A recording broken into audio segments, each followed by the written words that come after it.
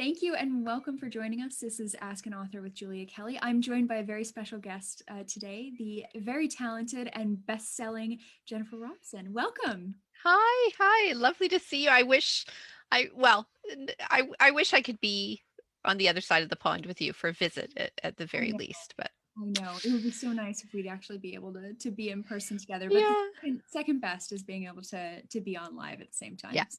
Yeah, wonderful. Well, I want to make sure that everybody knows that we're going to have an opportunity to do questions throughout this, probably more towards the end. So please Yeah. start asking the questions whenever you do come up with them. I'm going to have comments that I'm keeping an eye on. So just drop them in your comments. But before we get to any questions, I want to, of course, hear about your brand new book, which just came out January 5th, right? It did. Yeah. I mean, it feels January has been a month, right? It's been a month and then And some. it's It still feels going. like it's January 577th or something at this stage. It's just over 2 weeks ago. And so I've got it just sitting over my shoulder here, my beautiful cover. I always get lovely covers from HarperCollins.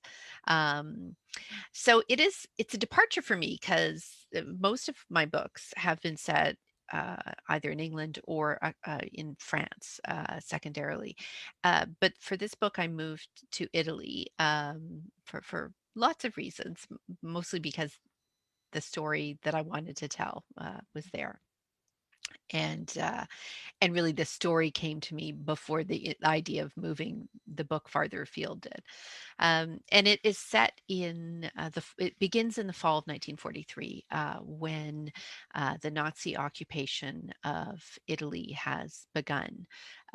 Although Italy was under fascist rule beginning in the 1920s, it wasn't under the direct kind of thumb of the Nazi regime until the fall of Mussolini and the establishment of the Republic of Salo, and that's when the Nazis moved in and were present. Although life had already been pretty difficult for Italy's Jews, who there were about between 44 and 45,000 Italian Jews um, in the early 1940s, which is a small number compared to places like Poland or Hungary, for example. But historically, there had been a Jewish population in Italy for thousands of years and very well integrated into their communities. And there are prominent, public figures who were Jewish. There was a prime minister in the early 1920s who was Jewish.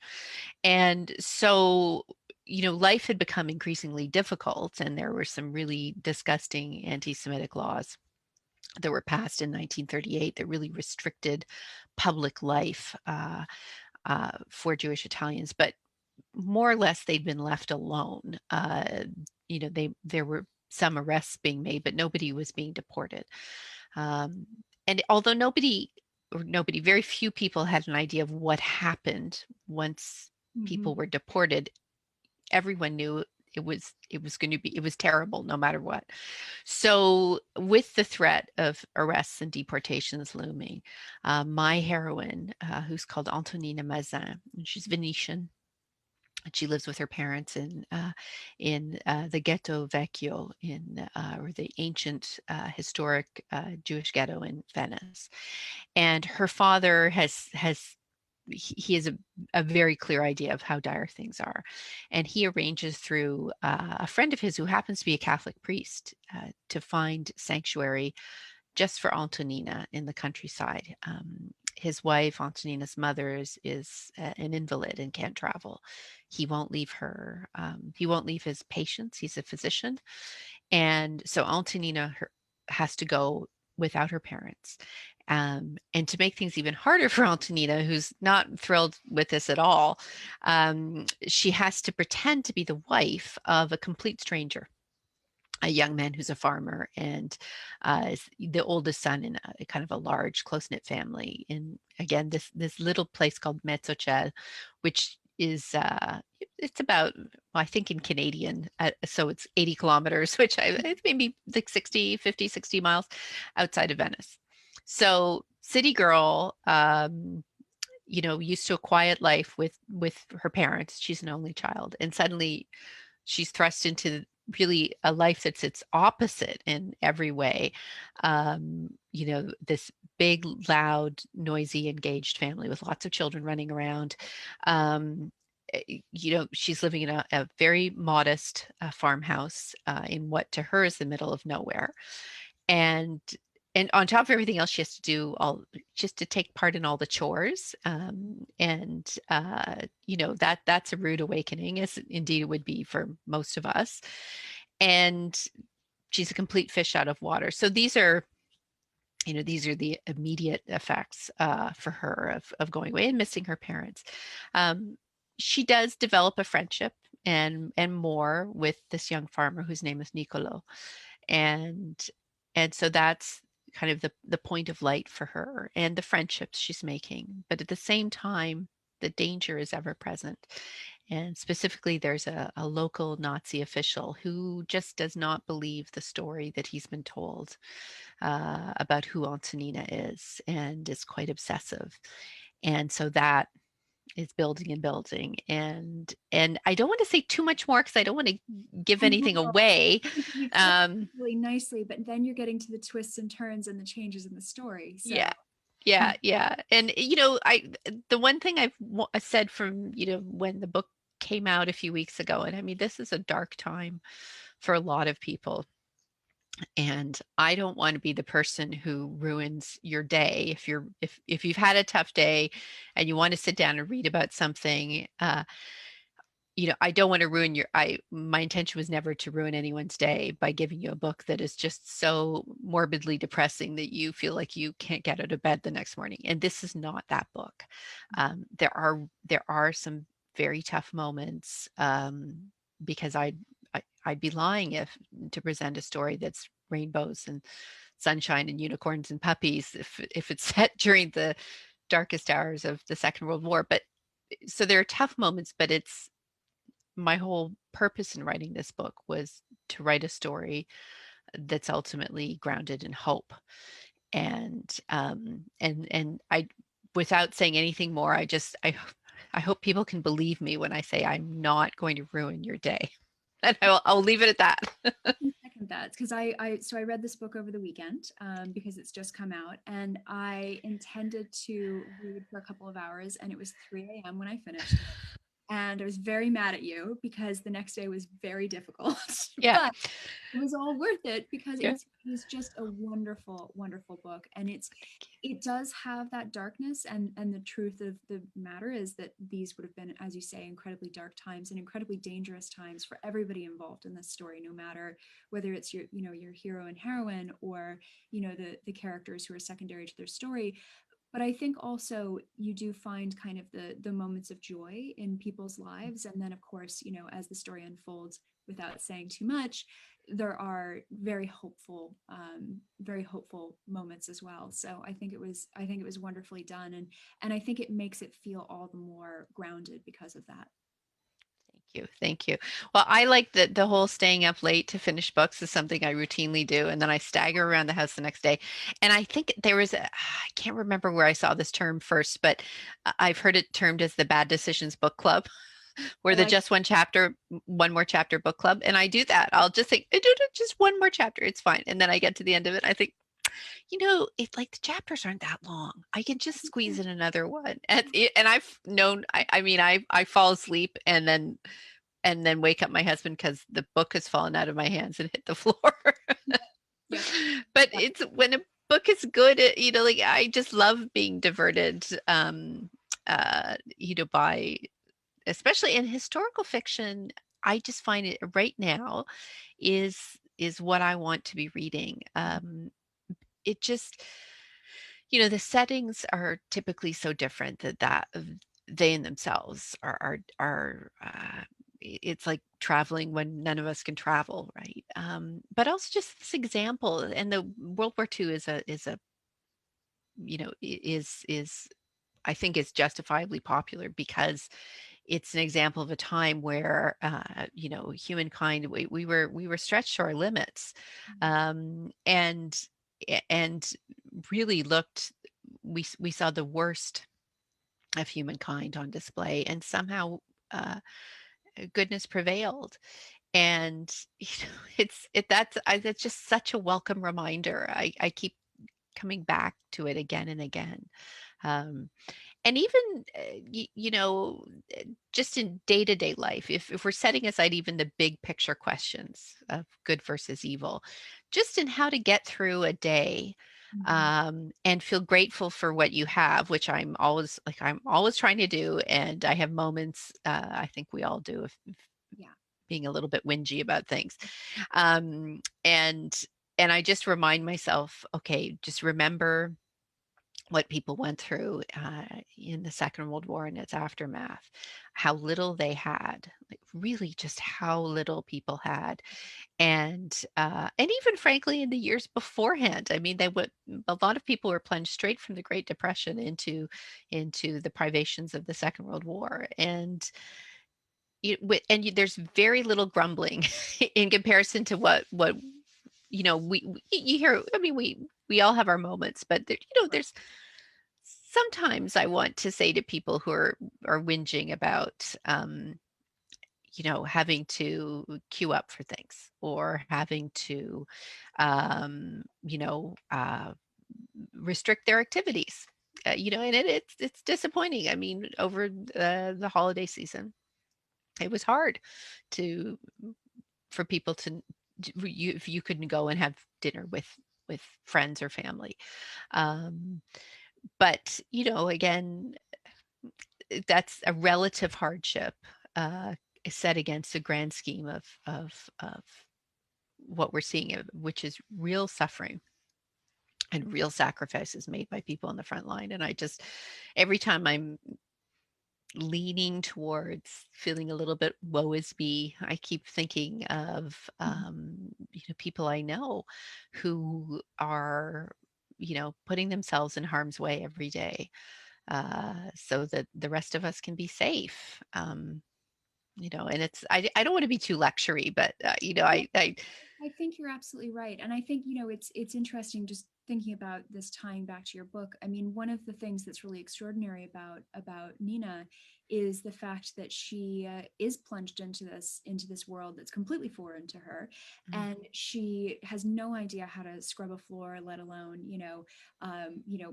how to do it quickly and in the way that her new sort of fake sister-in-law, who doesn't Yeah, realize she's a fake sister-in-law, yeah. wants her to do it. And so, but she has this resilience at the core of her, right? And part of that is because there isn't another option, but I think part of that is also because she is in and of herself a person with a real sense of, on some level, this just has to be done. this is Mhm.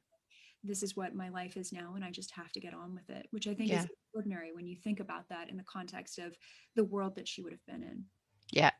And that's, in a way, this is a kind of a love letter to people who lived through those times, and how much guts they had, to put it in a rather inelegant way. But it took guts to live through this time, and I mean, I cite this example quite often, but um you know when I went, and this is a book that 2 books ago I wrote, Good Night from London, which is set in its almost its entirety during the Second World War in London.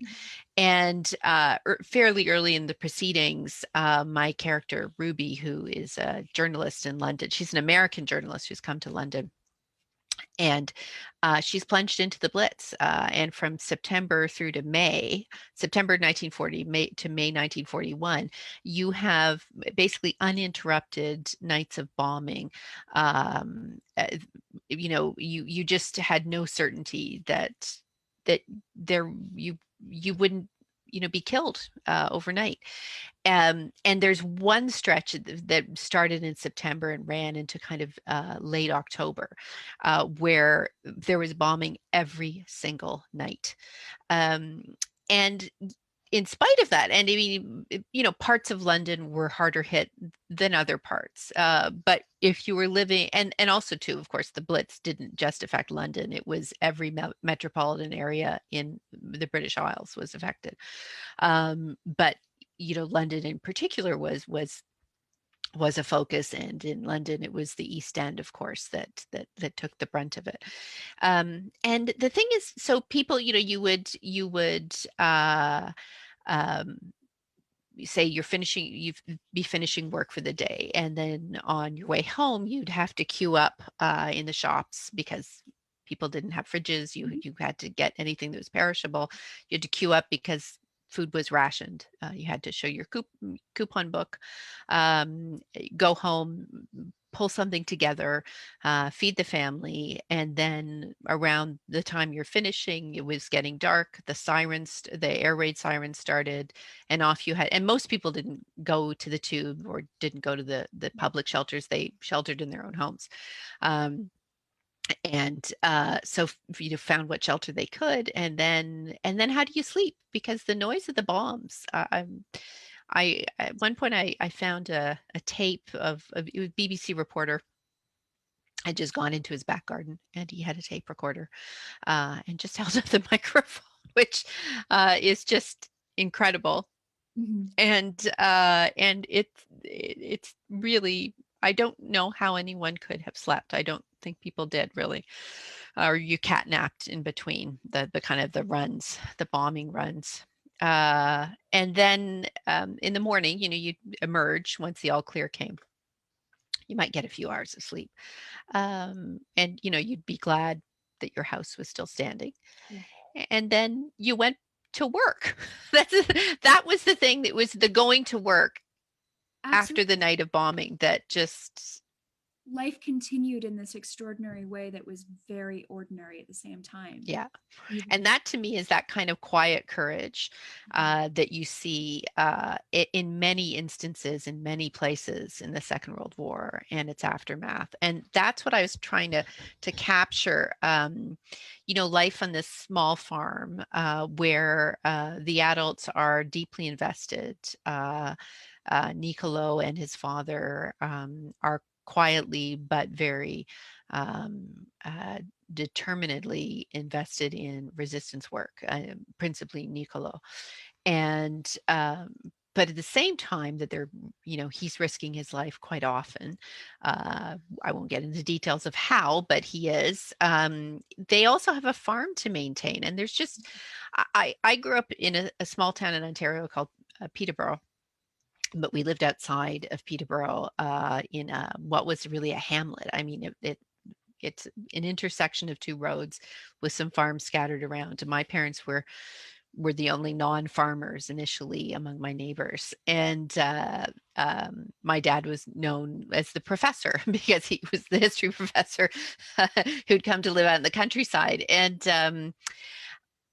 so I grew up kind of adjacent to farm life. I can't speak to it myself. And but there was that in my upbringing. And then my late parents-in-law had both grown up on farms, and just to me, this notion of you really never get a day off. You never, I mean, it just doesn't ever happen.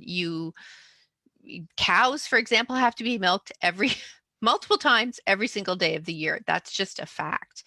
And to do that kind of work, and at the same time, and endure all sorts of privations and shortages, and never have quite enough to eat, which was really the hallmark of both my father-in-law and my mother-in-law's childhoods, was never having enough to eat.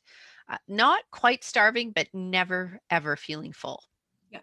which I think it can really affect you quite deeply. Um, but that doesn't stop Niccolo and his family from doing what is right. Um, So and that was that confluence that I wanted to kind of capture in the book. I was really fascinated by that in particular because I think, like me, you tend to gravitate towards stories about women with central characters who are women. It's Mhm. really interesting to me the different reactions that the different women have, but in some ways very complementary reactions to the men going and doing resistance work. Is that something that you were interested in capturing? Because you have two women with two distinctly strong personalities, Yeah. strong in different ways throughout this book. Well, it can, because I think fear can really affect yeah, has such a profound effect on people. And in Nina's case, and I'm skirting a little bit just because I don't want to give too much away. In Nina's case, fear for people she cares about, I think makes her want to just really almost, if she could, wrap them up in cotton wool and show them how much she loves them and nurture them. And and then Rosa, who is her purported sister-in-law, um, with whom she who is very, very prickly and not very happy Describing when her. she's just, yeah, it's like having a hedgehog on alert, really, is what Rosa's like in the beginning. But there is a friend, they do develop a friendship, partly because Nina just refuses to be bowled over by this strong-willed. I mean, they're both strong-willed, but they find an accommodation. But what I find with Rosa is that her fear, or is it, that's her reaction to how. Sorry, let me rephrase that. Anger is her reaction to the fear that she feels for those she loves, and so she can be a little bit snappy and so on. But nonetheless, I mean, she still gets on with what she has to do. Both of these women do. I mean, at the end of the day, it's yeah, yes, sure, you're upset and you're anxious, but there's still mountains of laundry to be done, and nothing that resembles a modern washing machine. No, Uh, no, the description of what they have to do in order to do the laundry is yeah, fascinating because it's so different than me chucking a load in and, hanging it up to dry. yeah. Yeah, and that those descriptions come directly from my late mother-in-law and there's her surviving sister, and then some my husband's Zia Lucia on the other side of the family, who's just a lovely lady, and just talking with all of them over the years. And my mother-in-law had beautiful hands, but she had really bad arthritis late in life, and she was a seamstress by profession. Um, and she blamed it on, as a child, that's how they did the laundry. They had the copper in the kitchen that they boiled it in with the soap, but to rinse it, I mean, they just, they had running water, but it wasn't gushing running water. It came in a little trickle. You couldn't rinse anything in it. To really rinse things and get them clean, they had to take them to the stream, and they're in the foothills of the mountains. Any water that's running is glacial water. It was just punishingly cold, and so her hand, I mean, sure, they always had chilblains, and it just, and so whenever I'm feeling a little, again, these are these comparisons, when I'm feeling a little bit moany about, Mhm. oh, look at all the wash. These children of mine, and they get clothes so dirty, and woe is me. I mean, all I'm doing is putting things in a machine, right? That's all. Like, and then taking them from one machine. And of course, I'm in Canada, so I have a lovely, gigantic environment destroying dryer, and I put things in that, and uh, and I have to, oh, woe is me, fold them at the end of the day. This is not, No, no, and this it this puts is not a hardship, right? as you said earlier, it puts things in perspective when you have the moment of thinking like, oh, come on. Yeah, yeah, yeah. Or, and it just, and even things like, there just were no convenience foods of any kind. I mean, the Gerardi family, they don't have money for anything that's prepared. I mean, insofar as if it's prepared, it's because Rosa and Nina and they went to the trouble of, say, canning the tomatoes, or bottling various things when they're in season. And that's not for convenience sake, it's just to preserve food in Survival. an era without Yeah. deep freezes and refrigerators. Um, and I just I find it, I've always loved stories where you dig in and get those details of day-to-day life. I mean, I remember with one of the Little House in the Prairie books, and I think it's the one where Laura and Almanzo get married, and she describes her kitchen with that he's made for her, with all the little bins for flour and so on, and how everything's set up, Mhm. and I remember being fascinated by that, and or even how Ma would make food for them, or how she would sew things. that's my takeaway from those stories. That's what I remember most of all. And I was trying to capture some of that. And one really lovely thing that's happened in the last few weeks, which totally, for whatever reason, I didn't expect it, was that kind of subsequent to media appearances in the US and Canada, uh, this kind of wave of people who are from uh, my husband's family's hometown have got in touch with me. So all these people from Sanzanone, a lot of them who emigrated to Canada, the US, Australia, and so on over the years, because life was very difficult after the war and there wasn't any work to be had. So people left by the thousands. Um, their children, many of the, or some people themselves who'd grown up there, but their children as well have been getting in touch with me saying, these stories, I can't believe, that I'm getting to read about what it was like for my nona and nono. Um, Other people who knew the priest who inspired some of the events of the book, Father Stocco, they knew him. Every time I open my email, there's something new, and there is this connection with people who lived that life, and to my great relief, they find my depiction of it authentic, which is always, That is a relief when that, you know, that voice. whew, I mean, I'd had it vetted, by my family, and I remember interesting things, like my husband picked up on all these little details that I just was oblivious of, and nothing I think that would be a deal breaker, but I had to get them right.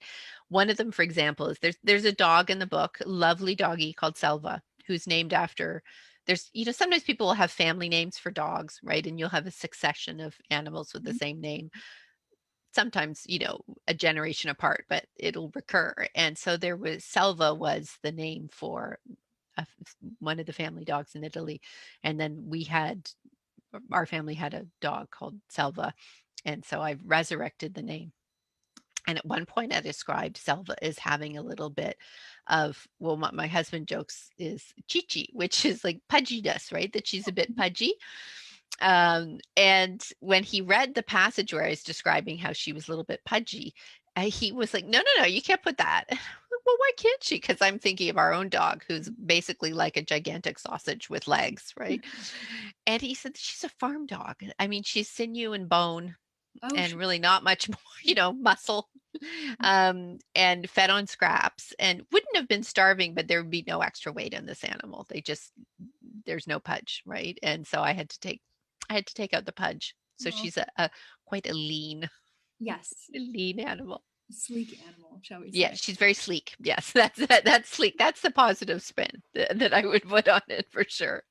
Well, so I would love to know a little bit more about the detail that you took from real life. So I know you've mentioned the priest briefly, Yeah, who the model for a character in this book, but again, without spoiling anything, yeah. could you talk a little bit about that personal connection? Oh, sure. Well, because it was totally unexpected in that, 5 years ago, it was my husband's 50th birthday, and we treated ourselves to just the two of us, shockingly, which horrified his family there, that we did not bring our children on our romantic week away in Oh, Italy. And it's like, no way. But everyone, they would look around us and say, well, where are the children? And no, no, they're back home in Toronto. They're fine. And so we were doing visiting all of the Z, which I always, and this, so Zia and Zio mean aunt and uncle mhm. in Italian, and just informally Z, which is, and I always want to say Z because I'm Canadian, but ZII is just the informal. It almost really in some ways means just the family, right? You Family. visit the Z. Mhm. And so we were going from house to house visiting, and my late father-in-law was one of 12, and my late mother-in-law was one of 5. So Families. there are just so many cousins, and second cousins, and his parents had cousins, and Family like that, I get it. Yep. yeah, it's just everywhere. And so we were visiting a Zia Maria, who's just an amazing lady. And in fact, the family photograph seems to have moved. It was sitting Probably. there, and I feel as if maybe a child. Oh, here we go. Sorry, it just got moved. So this is my mother-in-law, and I'm sorry for the reflection here. So that's Zia Maria when she was Mhm. little. That's my late mother-in-law, who I can pick out of any photo because I have one of my oldest, in fact, my oldest niece. That's what she looked like when she was a little girl. Mhm. And then that's Zia Nora, who, and so both my mother-in-law and Zia Nora have passed away, but Zia Maria is still with us, and she's in her 80s now, and just this lovely lady. Mhm. So we visited her, and it just, we Claudio, I always want to talk about, tell me about tell me about the war. Yep. And and he had just asked her, and this is all in dialect, so I can kind of follow it, not, I can pick things out and get the gist of what people are saying. But I heard this one word just bam, and it was Hebré, which means Jew or Jewish, depending on the context.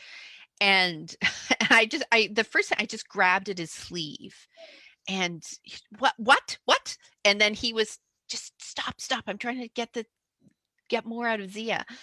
And then she said in dialect, oh, your grandpa, he hid them.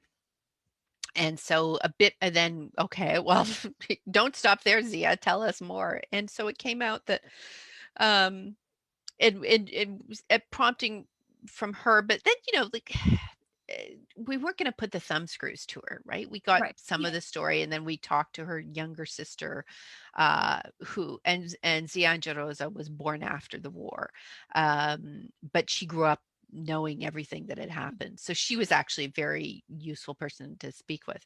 um, and it just was as simple as the parish priest, whose name was Father Odostoko.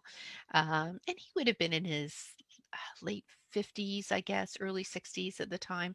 He just, without any encouragement or help from say the church or any of there were some refugee organizations operating covertly in Italy at this time, but he wasn't connected with any of them. He just would find out about people who'd come into the area and who were desperate, who were frightened and at risk of being arrested and deported, and he would hide them.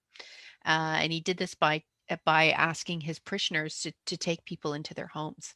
And he hid some people himself in the rectory, but most people, he found them shelter among his parishioners in San Zenone, which is this little town where my husband's family is from.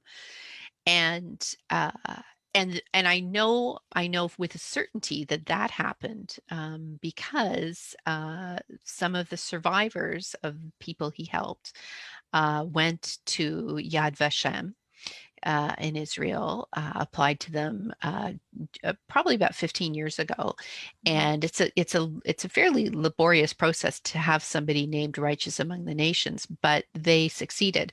And so Father Stoko, who died in I think 1948, unfortunately, so he was still very young when he died. Um, Father Stocco and two of the families, for whom there was an abundance of information, they were named righteous among the nations. But the investigators at Yad Vashem concluded that a minimum of 24 local families must have been involved, and they think more. They concluded that probably everyone in San Zenone, to a degree, knew and helped with what was going on. It was just, Father Stoker was so revered in the community. Um, and if he asked you to do something, you Mhm. did it. And and then after the war, no, there was no kind of public recognition. He never asked for any. He never received any. People just knew that he was this good man who helped to save people. And so I wasn't able.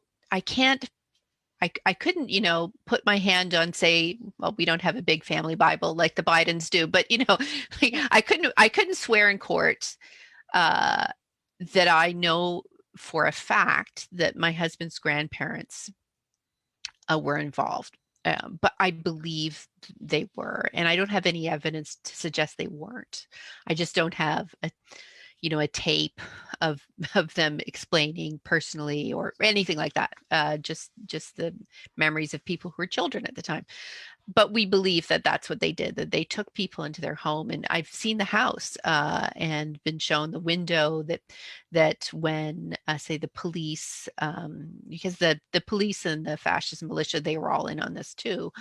They would come and they would do searches, just random searches of people's homes, and mostly to find contraband, not contraband, but if they could relieve you of extra stores of grain or meat or what have you, they would do so. And if they found refugees without papers sheltering in your house, then you were all done for. So people would crawl through this window and hide on the roof of the stable, and have to flatten themselves against the stable roof in the dark and just pray that no one saw them. And so it was, I have to say, like going to Italy and seeing this building, which of course is still owned by a cousin. And also a very modest and very small building, and a lot of people were living in it. Kind of two of the siblings, my husband's grandfather, one of his brothers, the elderly parents, I mean, and scads of children. And then on top of that, they would add in another entire family who was living with them that they were sheltering. It's And it's incredible. just, and no one was paid anything either. I mean, they took people into their homes and just found a way to feed everyone, which I find extraordinary for people who had so little. They just really barely had enough to eat, but they found a way uh, to welcome people who had, who would have died without them. Yeah. And One it of just cracks my heart. one of the people watching, Mindy, said she was at Yad Vashem in 2016 on her bucket list trip to Israel, and it was incredibly emotional. So must be. It's on my bucket list too. I feel very strongly that I want to go one day. I think it just sends shivers down my spine, just the thought of being able to go there and to pay my respects to, just, I mean, it's a center for the remembrance of the Holocaust. And you know, uh, I mean, I have been to Auschwitz-Birkenau, um, and that is something I still struggle to put into words, what it meant to be there. Um, and I've talked about this. I don't have any pictures of the day. I didn't feel. I took one photograph from the window of the car on the driving there, just of the countryside, and then I put put it away for the rest of the day. It just didn't feel right. But yeah, no, it's and the thing is with Yad Vashem, I mean, they have a very high standard of proof that has to be met in order for someone to be named righteous among the nations. It's not something that they just rubber stamp and hand it back. A really thorough investigation has to happen. It's not that different, to be honest.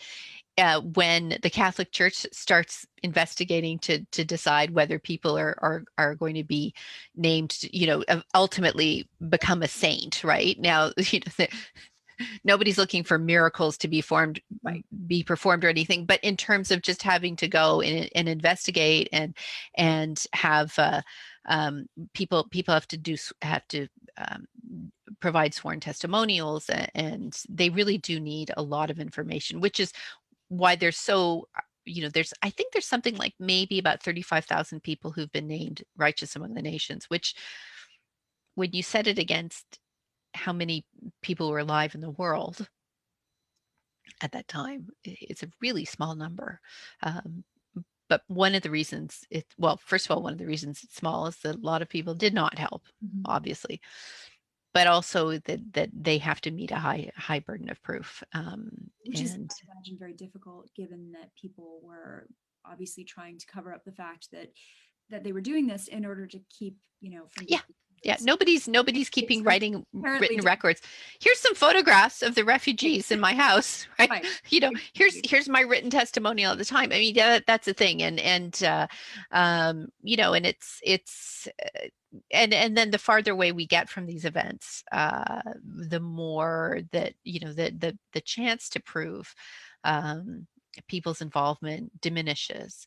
I find it extraordinary that that Father Stokoe was named Righteous Among the Nations as late as 2010. It was December 1st, 2010, when it was made official. And that's kind of at the outside edge in terms of there still being people alive who could testify on his behalf.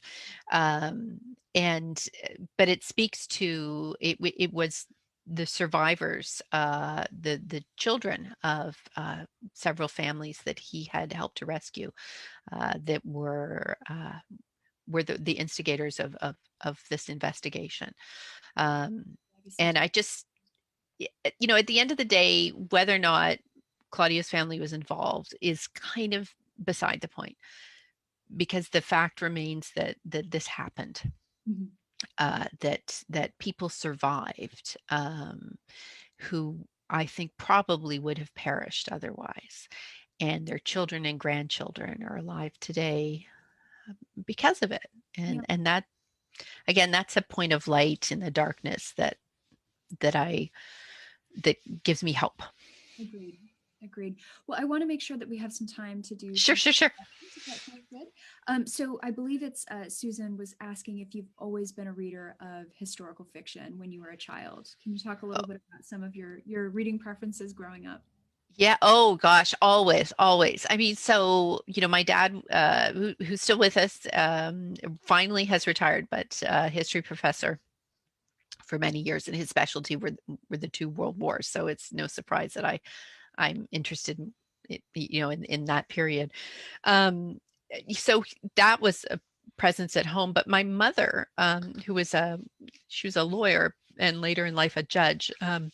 She loved historical fiction. She particularly loved, remember in the 80s and I guess early 90s, it was very much in vogue for people to read these absolute doorstopper books, right? Kind of the, James Clavell and Sheridan. Michener. And Mhm. so it was just these humongous books. MMK wrote a lot of historical fiction set in the Raj, for example, which I don't dare read now because I'm afraid. I think probably I would look back and go, oh, that's not really great. Some Yeah. of the Yeah. but there were, I just remember books like that lying around the house. And but I have it just hit me the other day. There was one book, and I will, I think I'd have to look up the name of the author, although I think her first name was Judith. It was a book called When Hitler Stole Pink Rabbit. And it was extraordinary because it was the story of a little girl who's Jewish, whose family is forced to flee. I believe they're living in Germany, could possibly be Austria, but Germany, in the years coming up to the war, and they're forced to leave, almost just like that. And her toy pink rabbit, is left behind, Mhm. and that's kind of her initial reaction, is that her things were stolen, right? But they're stand-ins for a childhood that's stolen, for her heritage, for her citizenship, that all of these things that are taken away. And it's funny. It must have been in the back of my mind in some level when I was writing this, because I just have such strong memories of, and I know we had a copy at home, and I feel as if later I'll add to the comments and say, no, it was this book, because I feel as if she passed away. The author passed away not long ago, and I remember reading it and thinking, oh, she wrote When Hitler Stole Pink Rabbit. And then as a teenager, maybe I moved away from Mhm. historical fiction, but then it just came back with a vengeance when I was in my 20s and 30s. And it's still just for me to be able to escape. Um, I just it's and I mean, although I only write in the one period, I actually love reading about Sure. every period imaginable. um and you name it, I'm interested in it. Well, glad you say that because I have another question from Oh, another viewer, and this works directly with it. So Rochelle says, I was curious to know if you have other historical periods that you'd like to explore in in future books. I get yeah. lost in historical fiction. I still appreciate learning more about the wars and such. World War I and II are favorites. Yeah. Oh, thank you. Thank you. So, I mean, I don't know how super far afield I would go. I mean, for example, I love reading about the late Middle Ages Mhm. in Britain and France. But I don't have any level of expertise as an historian in those. I like reading about them, but I would have to re-educate myself. Um, if I'm likely to move away from the two world wars, it would be not. I don't think I'd go back very far, but I could imagine going back into the late 19th century. And one period and kind of place that I find really interesting is Oxford around the time that women were first admitted, Mm. the establishment of the early women's colleges. That being said, um, I have a writer friend. We have the same agent called Evie Dunmore, who writes these wonderful historical romances. Oh my gosh, they're so good. And they're set partially in Oxford among young women. With the heroines are young women who are connected to the university. Uh, and are students there at a time when the women were not allowed to I mean, and things broadened bit by bit, but not until October 1920 were women allowed to. It wasn't that women weren't given degrees, I should add, and I know this A because I have a degree from there, and B, I researched it for my second book.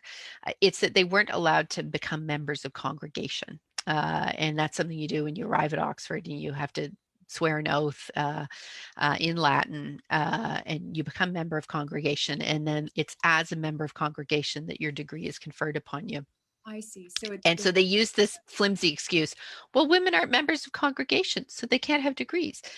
And well, could you make them? It just was. And finally they gave, the old poops in charge of things gave in. And so in my second book, actually, my heroine, without giving anything away, at the very end of the book, she had completed a degree at Oxford some years before, but she's able to receive it and be granted that degree, and at the first degree ceremony in October 1920. and That's something I'd love to write about.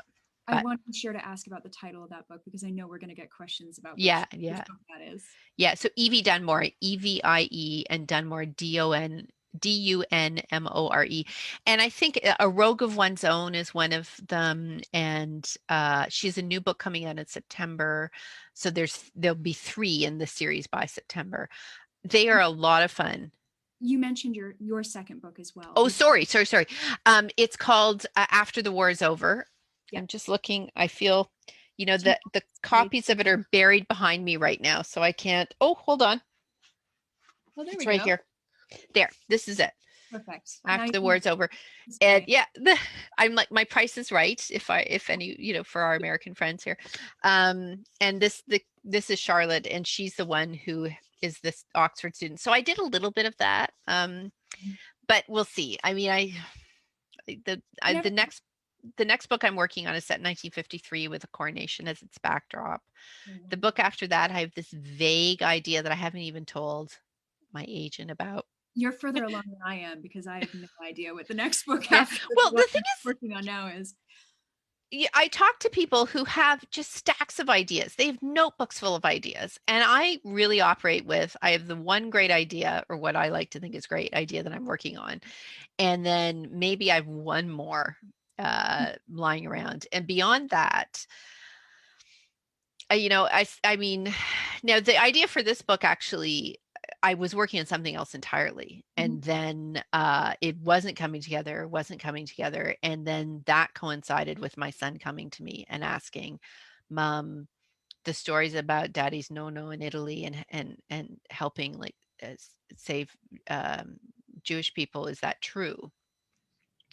And I had to tell him that we didn't know, that we thought it was true, but we weren't sure. And then I thought, well, that's a pretty flimsy excuse to give to my own child, as I'm an historian and I'm telling him I don't know. That just that didn't hold up for me. And B, why am I not writing about this on some level? I never Sure. ever intended to tell it, to fictionalize the true story of what happened in Sansanone, but why is this something I haven't even considered writing about? And from there to to kind of going to my editor and agent and saying, so that thing I was writing, I don't want to write it. I want to write this instead. Took about it was maybe 3 or 4 days. Yeah. Yeah. It's just, And it then was obviously the right idea.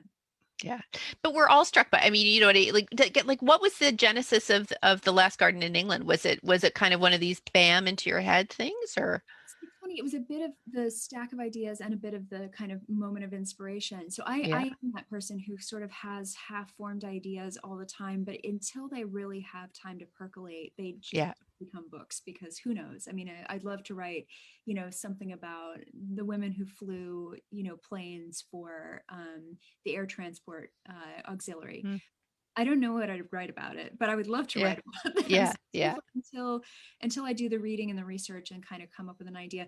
But I think a lot of it is just the pressure cooker of having to pitch a book because yeah, this one for The Last Garden in England, I was on the phone to my agent and it was at the end of a call and I just said, I've always wanted to write a book about a historic garden, probably like 3 timelines all connected together. There's a mystery at the middle of it. And she went, I mean, that sounds pretty great. yeah. What's the mystery? And we Get kind back to me with the mystery. yeah, we talked it out over the course of about 20, 30 Mm, minutes. And I went off and I wrote the pitch. And it just was sort of it was needing to be prompted, I think, to mhm, unlock yeah, the idea of the story. yeah. So And that's what's happened with the gown, for example. I mean, I had this vague I'd gone to talk to my agent and editor. We were all at a conference together, and we were actually, we all live in, New York, California, Toronto. It's rare the three of us are in the same room. And I had presented some really crap ideas, frankly, for my what would be my next book, and they were being very gracious about it and kind of, kind of going, "Hmm." And that's it. When I see that face, the face, I know, oh, that's not great. And then we just started, uh, just kind of just throwing ideas around. And just over the course of a lunch, that it was just this idea of writing about the post-war period.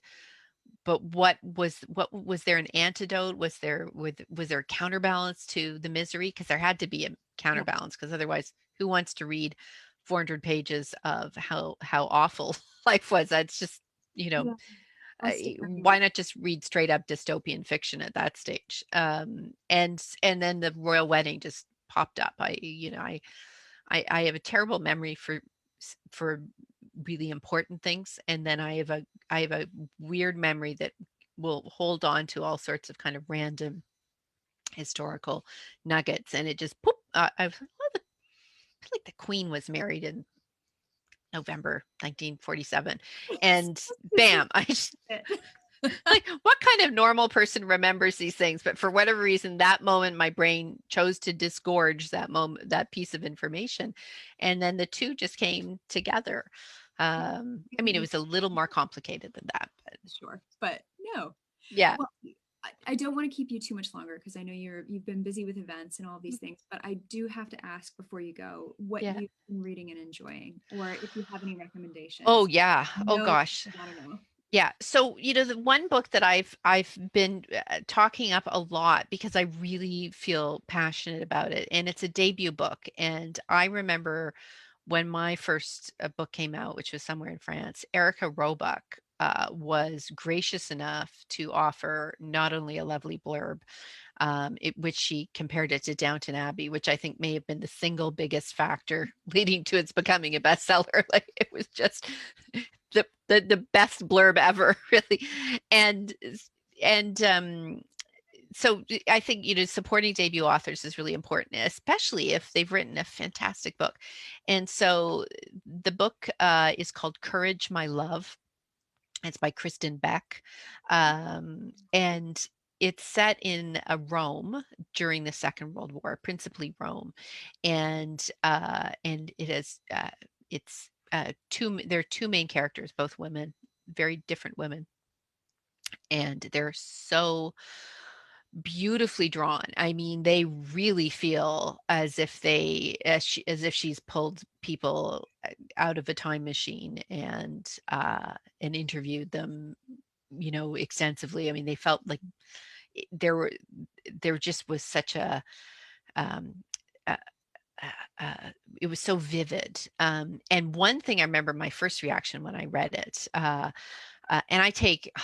I'm impossible when I'm reading blurb reads. I have to be very immersed in them. I'm making notes. I'm acting like the worst kind of nerd, you know. Acting like somebody who used to be an academic. Yeah, yeah, and because it's like this is important, right? And I just as I was reading it, I just kept thinking she must be Italian or have a parent who's Italian or maybe live there for a long period of time. Like, what is it? And so I did talk to Kristen at one point and I said, are you Italian in background? Do you have a family connection?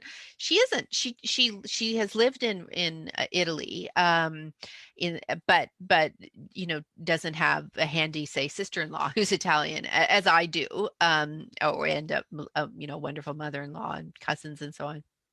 um, but I found her depiction of Italian women in particular very, very convincing and loving, and her description of just Rome and life in Italy during the war was just transporting. It really, and there is the wave, for all that I remember when I wrote Our Darkest Night, the pitch initially was, well, there's just nothing written about World War II Italy. And I think a lot of us were drinking, the same lemonade because there's just been this resurgence. And so Courage My Love comes out, I think it's the beginning of March. But I really, and it's if there's never been a more important time to do pre-orders for people, especially again a debut author. You don't have to go through the big "they shall not be named" multinational corporation. You can order from your local bookshop. You can put in pre-orders. They will be also very, very grateful. And if you're in the States, you can order from, well, and the UK, I think, from bookshop Yeah, dot how I dot did org, is it? all my Christmas shopping this year, actually. Yeah, and they'll direct you to you can be directed to a local bookshop, but it's keeping money in the hands of local independent booksellers, which is never a bad thing. They need it Um, any other time right now. And authors also, those pre-orders make such a big difference for, you know, their next books, for publishers taking another chance on them, for yeah, lists. If you enjoy books, it really yeah, helps buzz yeah. and just get It's the attention. difference between strong pre-orders or can really be the difference between a book soaring when it comes out Mhm. or underperforming. And publishing's a tough business. There are a lot of books that come out. I mean, there's some books that come out that do really well, and we're all scratching our heads going, really? Yeah. I am not naming any names. Nope. Never in But public. there's also books that many books that come out that are wonderful books that I read and I go, oh, this should have sold 1 million copies. Why did it not sell 1 million copies? And there's really no reason apart from just visibility. I mean, there's a lot of books are published every week. To make it onto a bestseller list is a it's a big thing as an author, but it's a sign to your publisher Mhm. that you've done well, and it's just for visibility and so on. It's but to get there is actually really hard. So I'm now going to turn it back to you and say congratulations, I because was just going to say the you same hit thing to and because we our bestseller list come out a little bit earlier, relatively speaking, to the big ones in the States. And so the list for the Toronto Star came out, I think it was yesterday, maybe day before yesterday. And you're at number 6 on the big list, which is a hard I mean, it's Five. not easy to get on that list. It is, you're at number 5, and I'll tell you this. I wasn't going to say this, but I was doing. I was reading in the bath on a Kindle, Yeah. and email popped up, and so Yeah. you congratulated me on hitting the bestseller list while I was in the bath. So there Oh, you that's go. lovely. If only you'd had a glass of champagne with you. Quite a Well, because glass. I love seeing, I mean, there's nothing nicer than seeing a list and then going, oh, oh, look, there's a friend. And you know, it's because it's a lovely, the writing community, especially the historical fiction community, is a small world. A lot of us know each other. You know, when life gets back to normal, we'll have the Historical Novel Society conference to go to again, and you know, that's a wonderful place. If as a reader you're ever nearby where it's being held, there's always a public day where you can go to the big book signing and meet people, and it's just, you know, it's a lot of fun. But you know, there's nothing nicer than seeing a friend on the bestseller list. It's a validation of kind of like, look, yay, Oh, it's this fun. book that I know is terrific. People are embracing it, and yeah, and it's, I'm seeing it everywhere here too, in all the ads for our big for Chapters Indigo, our big chain of our version of Barnes and Noble here. Yeah, it's yeah. Well, and I mean, I have to say, above and beyond the fact that it's a terrific book, the cover is absolutely That stunning. I mean, it cover. looks like it belongs in a frame. It's so beautiful. Thank you. Well, I actually just got my author copies. There's, being Yeah, international means things can be on a just delay sometimes. yeah, I just got my covers today, so I actually got to see the book in person, and they did yeah. it. I'm gonna be that person. No, I'm gonna no, hold it up, because read the look at book. that. Is that not just stunning? Yeah. And it just, and also too, because well, I love watching your videos of your family garden, and because I'm I've always the, had, the Instagram star. oh, I love it because I've always had dreams of having. The thing is, living in Toronto, it's a, we have a pretty forgiving climate, but it, to have the true English mixed perennial border is a little tricky. It gets very hot and dry here in the summer sometimes, and not Arizona hot and dry, but it, you know, it can be, and so I have all these visions of delphiniums and sweet peas climbing up trellises, and yeah, I, even my roses struggle. And so I look at your family garden, and I think, oh, that is just the thing of beauty, really. Well, So reflected in your lovely book, of course. it's a wonderful garden, and a good garden to draw inspiration from for a book. Yeah, So, yeah. yeah, yeah. Well, this has been absolutely wonderful. I could seriously talk to you for hours about books and Oh, history and all that. So please, the next time you have another book out, I would love to have. thank you, thank you. I hope it will. You know, I had to kind of hit pause on the writing just because I got so busy with Mhm. managing it, and I'm very keen to get back to the, but you know, you'll know this. You need to kind of, you can't just go back into it like dipping a toe in it. It has to be all in at a certain point, and I'm waiting for the all in. And Book release time is tricky for that. yeah, well, and I don't know if you do, I love to go and sit in coffee shops or tea shops and I work, not every love day, it. but once or twice a week for an afternoon, and you know, pay my rent by, you know, treating myself to expensive coffees and Exactly. croissant and so on, and to not, you know, and that, again, this, I'm not complaining, this is just an observation, but that's one thing I've had to figure out is like, where do I go to work? And when it was summer here, I would go out to my garden and pretend that I was somewhere else. And it's a little too cold here in Toronto today for me to do that, unfortunately. So I can yeah, hopefully I'll find a place to work in my house surrounded by people. well, keep fingers crossed that it's quiet enough, but that you can get work done, but noisy enough that it's not too Yeah, over. there's that. Yeah, you don't want the deafening silence Yeah, either. So, exactly. So, well, well, wonderful congratulations again on, I just, congratulations to you. it's lovely to see your book doing so well. Thank you. You as well. So thank you so much for joining us. And I'm sure there will be lots of comments and questions and things like that. But maybe you could Yeah. tell us really quickly where people can find your book. Oh, sure.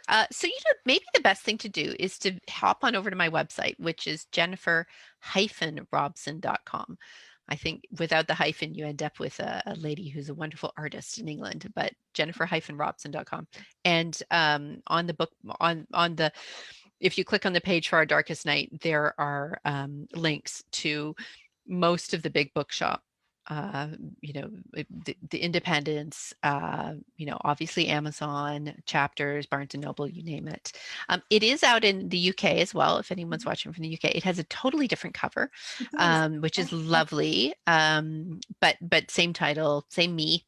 So you should be able to find it. But don't be shocked if it's a very different cover to the beautiful kind of moody one. It's more kind of yellow and orange and yeah, more sunshiny covers, to be honest, or colors, to be honest. definitely. Well, thank you again so much. And Thank you, Julia. It's lovely to catch up, and hopefully one of these days we will be on the same continent in the same city. I hope so. Fingers crossed. Fingers crossed. We'll make it happen. Okay, thanks so much. Bye. Okay, bye.